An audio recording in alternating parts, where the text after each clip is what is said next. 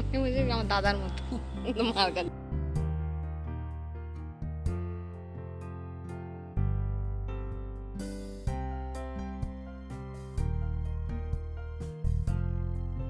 Hi guys, good morning. কেমন আছো তোমরা সবাই? Welcome back to the channel. Welcome তোমাদের একটা নতুন ভিডিওতে। আজকে ময়ূরীর বিয়ের পরের দিন সকালবেলা, বুঝতেই পারছো কালকে রাত 2:30-র সময় সবাই বাড়িতে এসেছে, তারপর ঘুমাতে ঘুমাতে 3টে সাড়ে 3টে। আজকে অনেক লেট করে আমরা সবাই ঘুম থেকে উঠেছি। সকালবেলা ব্রেকফাস্টে মা আজকে বানিয়েছে চাউমিন। আশিস সেটাই খাচ্ছে, তবে আমি অল্প করে সেটাই খেয়ে নেব। তবে আমার দাদা কি খাচ্ছে একবার দেখো, চিকেন সাটে। কাল বিয়েবাড়িতে আমাদের সমস্ত খাবার বেশি হয়ে গেছে। সেই খাবারগুলো তো খুব স্বাভাবিকভাবেই বাড়িতে নিয়ে চলে আসা হয়েছে, তবে এরা সকাল সকালই এগুলো খেতে বসে গেছে। চিকেন সাটে খাচ্ছে দাদা, আর সৃজা আবার তার সাথে পোলাও নিয়ে নিয়েছে। ওই সৃজা না পোলাওটা খেতে প্রচণ্ড বেশি ভালোবাসে। তবে সবাই তো এগুলো খাবে না, টুকটাক বাচ্চারাই এগুলো খাবে। বড়দের জন্য যে রান্না বান্না সেগুলো তো অলরেডি ময়ূরীদের বাড়িতে হচ্ছেই, কারণ এখন খাওয়া দাওয়া সব ওই বাড়িতেই। আর এখানে হচ্ছে আশিসের জন্য রান্না। আশিস যেহেতু ভেজ খায়, কবি ওর খাবারটা বাড়িতেই করে দিচ্ছে। এখানে গরম গরম না সকাল সকাল একটু ভাতও বসিয়ে দিয়েছে। কালকে বিয়েবাড়ির খাবার দাবার খাওয়া হয়েছে তো অনেকেরই পেটটা একটু গন্ডগোল, সেক্ষেত্রে একটুখানি গরম গরম সেদ্ধ ভাত খেলে একটুখানি ঠিক হয়ে যাবে। এই যে এখানে খাবার দাবার খাওয়া তো চলছে, তার সাথে চলছে কালকের একদম জমিয়ে আড্ডা। চলো একবার দেখে আসি ওই বাড়িতে কি হচ্ছে। এখানে আসার পর বেশ অনেকক্ষণ আড্ডা হয়ে গেছে, তবে এখন ময়ূরী খুলছে কালকে ওর শ্বশুর বাড়ি থেকে যে ট্রেটা এসেছিল, সবচেয়ে লোভনীয় ট্রেটা, সেটা খোলা হচ্ছে, যার মধ্যে চকলেট, তারপরে কুরকুরে সমস্ত কিছু রয়েছে। আর সেখানে দেখতেই তো পারছো বাচ্চাদের ভিড় সবচেয়ে বেশি। অনেকক্ষণ বসে বসে নতুন কনে আর বরের সাথে আড্ডা দেওয়ার পর অবশেষে চলে এসেছি আজকে টুকটাক কিছু রিচুয়াল আছে সেগুলো করতে। যেহেতু ছেলের বাড়িতে কোনো বাসি বিয়ের নিয়ম নেই, তাই কালকেই তো ময়ূরীর সিঁদুর দান হয়ে গেছে। বাসি বিয়ে নেই, তবে ওই একসাথে স্নান করার কি একটা রিচুয়াল আছে, যদিও আমার ক্ষেত্রে সেটা ছিল না, মানে আশিসদের মধ্যে ওই নিয়মটা নেই, তবে সুমনদের মধ্যে আছে, তাই সেই নিয়মটা এখন পালন করছে। গায়ে একটুখানি মা প্রথমে হলুদ ছুঁয়ে দিল, তবে একটা বাচ্চাকে লাগে, মানে ওই যে একটু শালি টাইপের হয়, সে একটু কনে আর বরের পায়ে হলুদ দিয়ে দেয়। তো সৃজা তো এখানে নেই, তাই ঝুমঝুমি এখানে সৃজার কাজটা করে দিল, হয়ে গেছে। এবার জল ঢালতে হবে, তবে জল ঢালার জন্য 3জন বিবাহিত মেয়ের প্রয়োজন। তবে আমিও তো এখন সেই দলে, তবে আমি না সেই বাড়ির জামাকাপড় পরেই চলে এসেছিলাম। মা বললো ওই বাড়িতে অনেক লোক স্নান টান করে একেবারে ভালো জামাকাপড় পরে যা, আর অত দেরি সহ্য হয়, ওইভাবেই চলে এসেছি। মা বললো ঠিক আছে, ওইভাবে এসেছিস যতক্ষণ কাজটুকু করে দে। এই যে নবদম্পতিকে এখন স্নান করানো হচ্ছে।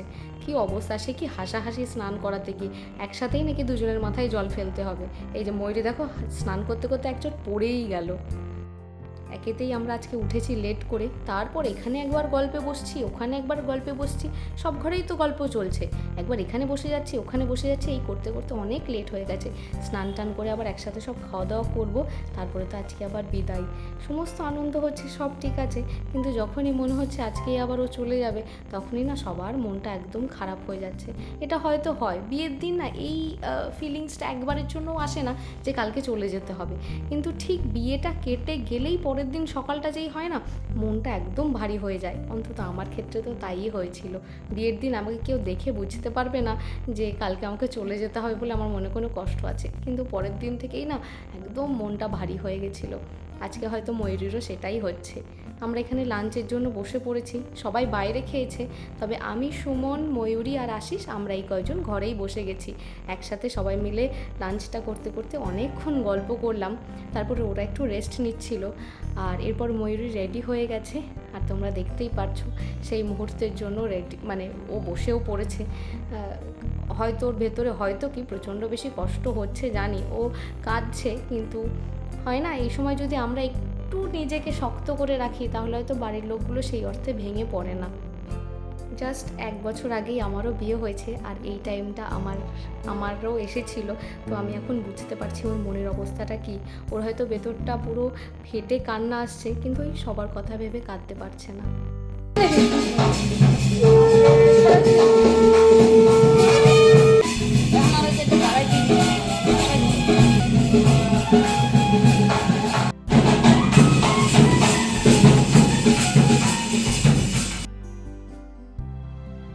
একে একে একে সকলের আশীর্বাদ করা হয়ে গেছে, বাড়ির বড়দের আমিও একটুখানি আশীর্বাদ করেছি। তবে সেই সময় মানে সৃজাটার ভিডিওটা করেনি, হাজার হোক আমি ওর থেকে 19 দিনের বড়, সবাই বলছিল একটুখানি আশীর্বাদ করে, আমি একটু ধান দুটো দিয়ে মিষ্টি খাইয়ে দিয়েছি। যাই হোক, এখন চলছে কনকাঞ্জলির পালা। কি যেন একটা আবার বলতেও হয় চাল দিয়ে, আমি না বলিনি আমার বিয়ের সময়, দেখলাম ও বললো না, একদম ঠিক করেছে, বলা উচিত না একদম এই সমস্ত কথা। বিয়ে হয়ে যাওয়া মানে কি থোড়ি পর হয়ে যাওয়া, আমি তো মনে করি বিয়ে হয়ে যাওয়া মানে নতুন একটা ফ্যামিলি পাওয়া, আর তার সাথে নতুন কেউ অ্যাড হওয়া। আমি কোথাও থেকে চলে গেলাম, এইটা বিয়ে হয়ে যাওয়ার মানে কোনো দিনও না। সব কিছু মিলিয়ে সবার মন এখন প্রচণ্ড খারাপ, সবাই এক কান্নাকাটি করছে।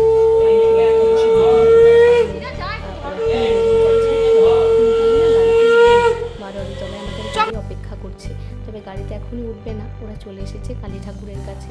আমরা যখন ঘর থেকে কখনো মানে বাড়ি থেকে বেরোই, তখনই আসতে যেতে সবসময় ঠাকুরকে নমস্কার করে যাই। এ তো বিয়েতে বসার আগে, বিয়ে করার পর শ্বশুরবাড়ি যাওয়ার সময় আমরা প্রত্যেকেই এরকম মা কালীর কাছে নমস্কার করেই তবে গেছি।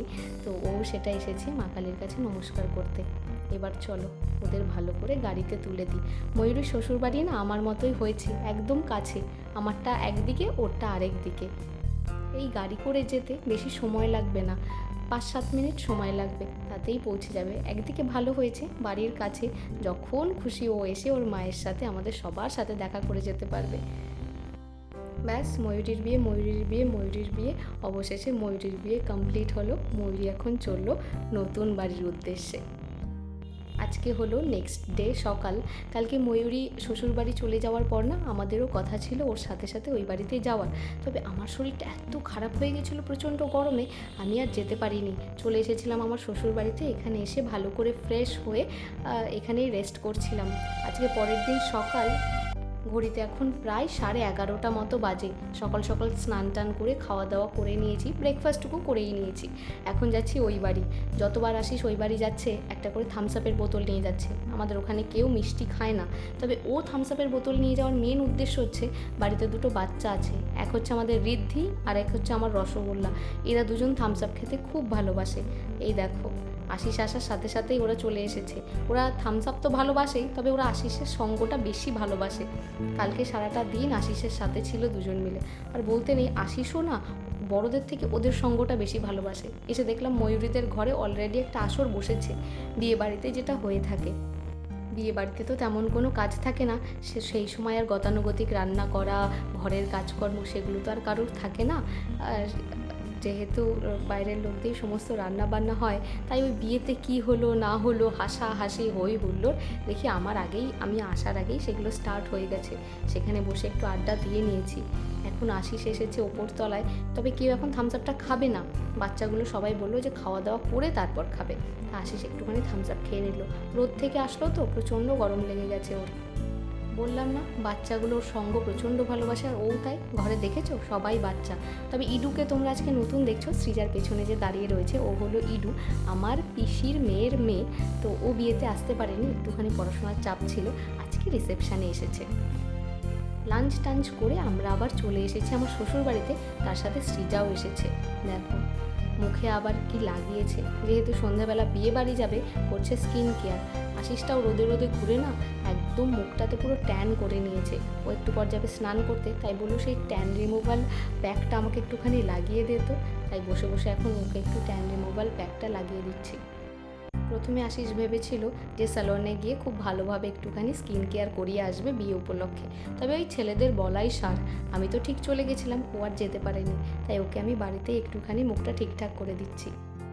দেখো ওই বাড়ি থেকে এসে দেখি এরা সব সাজগোজ অলরেডি স্টার্ট করে দিয়েছে, সব বেস মেকআপ চলছে। আর মেকআপে এদের থেকে ভালো হয়তো কেউ জানে না, এরা আমাদের থেকেও বেশি জানে কত সুন্দর মেকআপগুলো করেছে। আর এই হচ্ছে আমাদের সৃজা, ওকে যে কী মিষ্টি লাগছে আজকে দেখতে কি বলবো। হেয়ারটা শুধু ও পার্লার থেকে করিয়ে এসেছে, খুব সুন্দর লাগছে। ওর হেয়ারটা তো এমনিতেই ভালো, তো ওর হেয়ার পুরো কমপ্লিট হয়ে গেছে আর বেস মেকআপ হয়ে গেছে। আর জন্মদিনে যে জামাটা ওকে কিনে দেওয়া হয়েছিল সেটা পরেছে। আমি যে দিনে কতবার এ বাড়ি ও বাড়ি করছি তার ঠিক নেই। আমি আবার আমার শ্বশুরবাড়িতে চলে এসেছি।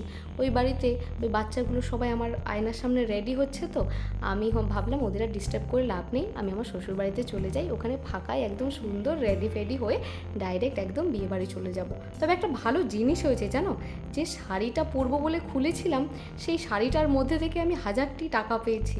আশিস সাথে সাথেই দাবি করলো এই টাকাটা নাকি ও রেখেছিল। কী করে সম্ভব বলো তো? শাড়িটা ছিল তো আমার বাড়িতে, আর এই শাড়িটা আমার এঙ্গেজমেন্টে আশিসদের বাড়ি থেকে তত্ত্বে আমাকে দেওয়া হয়েছিল। আসলে টাকা পেয়েছি, তখন ও বলছে যে এটা নাকি ওর টাকা। কোনো দিনও না, ওটা আমারই টাকা। শাড়িটা খুলে আমার 1000টি টাকা লাভ হয়েছে। আরেকটা হলুদ রঙের কাঞ্জিভারমও ছিল, যেটা বিয়েতে মা তত্ত্বে পাঠিয়েছিল, তো ওটা আর পরলাম না, ওটা প্রচণ্ড ভারী। এই হালকা শাড়িটাই পরে নিলাম। আজ অনেক দিন পরে শাড়িটা পরলাম, আশিস সেটা আমাকে গিফট করেছিল। চলো চট করে এবার রেডিটা হয়ে নিই।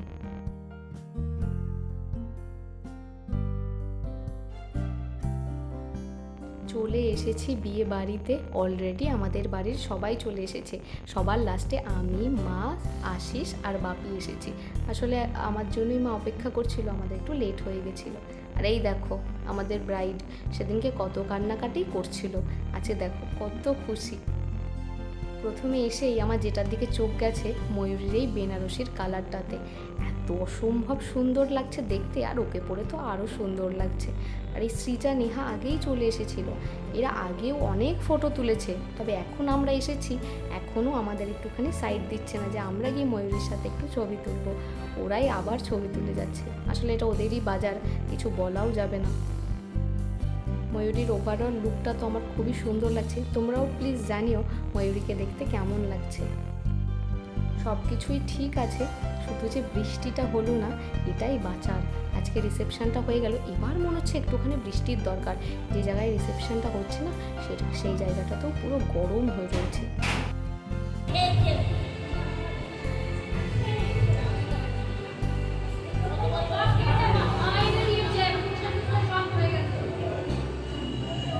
বিয়ে বাড়িতে তো সবার সাথেই দেখা হলো। এই দেখো আমার রসগোল্লা শরীরটা না যে খুব খারাপ।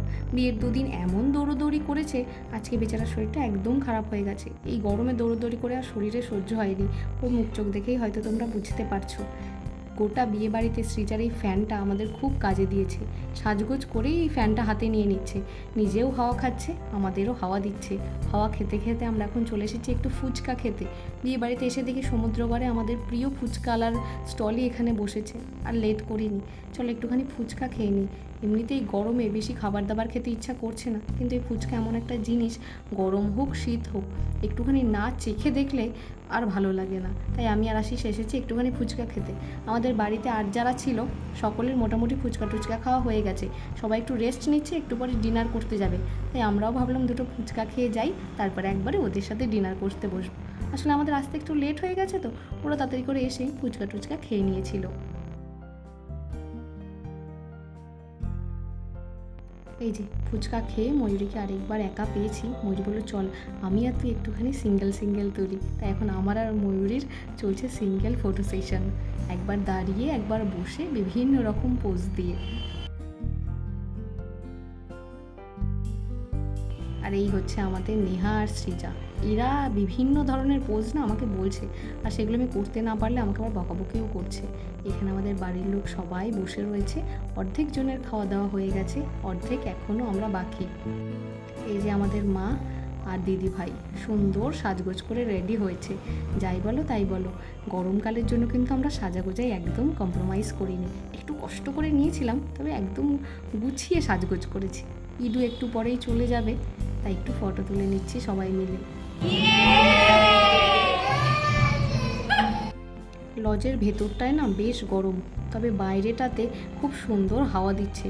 গরমে চুল টুল আমরা সবাই বেঁধে নিয়ে অপেক্ষা করছি, এই ব্যাচটা উঠলেই আমরা বসবো। সবাই আমাদের লোকজনই বসে রয়েছে, ওরা উঠে গেলে আমরা বসবো। এই যে বসে পড়েছি আমরা খেতে। ঘড়িতে প্রায় 11:30টার উপরে বাজে। আমি, মা, আশিস আর বাপি বসেছি এক টেবিলে, আর ঠিক আমাদের পেছনের টেবিলেই বসেছে এখানে দিদি ভাই, এই যে হাতে ফ্যান নিয়ে। বললাম না এই ফ্যানটা সবার কাজে লাগছে। এই জায়গাটাতে যদিও যথেষ্ট হাওয়া আছে, কিন্তু তবুও ওই ফ্যানটা থাকলে একটুখানি মুখের কাছে ধরলে বেশ ভালো লাগছে। এখানে লক্ষ্মীদি বসেছে, মনাকে না বাড়ি পাঠিয়ে দিয়েছে বড় মাকে দিয়ে, ওর শরীরটা এই গরমে আরও খারাপ হচ্ছে। এখানে লক্ষ্মীদি বসেছে, আর ওপাশে সৃজা আর নেহা অ্যাজ ইউজুয়াল ক্যামেরা ধরলেই বদমাইশি। খেতে তো আমরা বসে গেছি, তবে আমার বাপি কিন্তু মাথা নিচু করে ওখানে আইপিএল ম্যাচ দেখেই চলেছে। খেতে বসেই প্রথমেই পড়ে গেছে সুন্দর চিকেন চপ, যেটা টেস্ট কিন্তু খুবই সুন্দর। এক টেবিলে বাড়ির সবাই বুঝতে পারিনি, তবে এই পেছন ঘুরে ঘুরে খাচ্ছি আর এত গল্প হাসাহাসি করছি। আশিস বলছে এই গল্প হাসাহাসি তোরা বাড়ি গিয়েও করতে পারবি, আগে ভালো করে খেয়ে নে। পাবদা মাছ ছিল, এর সাথে মাটনও না ছিল, তবে আমি তো মাটন খাই না, মাঝখানে 2 দিন খেয়েছি, মিথ্যে কথা বলবো না, আবার খাওয়া ছেড়ে দিয়েছি, আমার খুব একটা ভালো লাগছে না, তাই মাটনের বদলে ছিল কাতলা মাছ, আমি সেটা দিয়েই খাবারটা খাচ্ছি। রান্নাবান্না তো খুবই সুন্দর হয়েছিল। খাবার দাবার খাওয়া আমাদের হয়ে গেছে, আর এখানে আমরা বাড়ির সবাই মিলে বসে একটু অপেক্ষা করছি ব্রাইড চলে গেছে নিচে ফটোশ্যুট করার জন্য। সত্যি এই গোটা বিয়েবাড়িতে ময়ূরীকে পাওয়া প্রায় দুষ্কর হয়ে পড়েছে। ও যে ফটো তোলার জন্য কোথায় কোথায় চলে যাচ্ছে তার কোনো ঠিক নেই। এখানে একটা কারণেই আমি ক্যামেরাটা অন করেছি, আমাদের সবার অবস্থাগুলো দেখো। খাবার দাবার খেয়ে গরমের মধ্যে আইসক্রিমটা হাতে পেয়ে সবাই বাচ্চা হয়ে গেছে। এই যে লক্ষ্মীদি একটুখানি ঢং করে আইসক্রিম খাচ্ছিল, ক্যামেরাটা ধরেছি বলে খুব রেগে গেছে, বলছে এই পার্টটা কিন্তু অবশ্যই কেটে দিবি। এই সমস্ত ফানি পার্ট কখনো কাটা যায় বলো? ও একটুখানি রাগ করুক, কিছু হবে না। দেখো প্রত্যেকের হাতে একটা করে আইসক্রিম।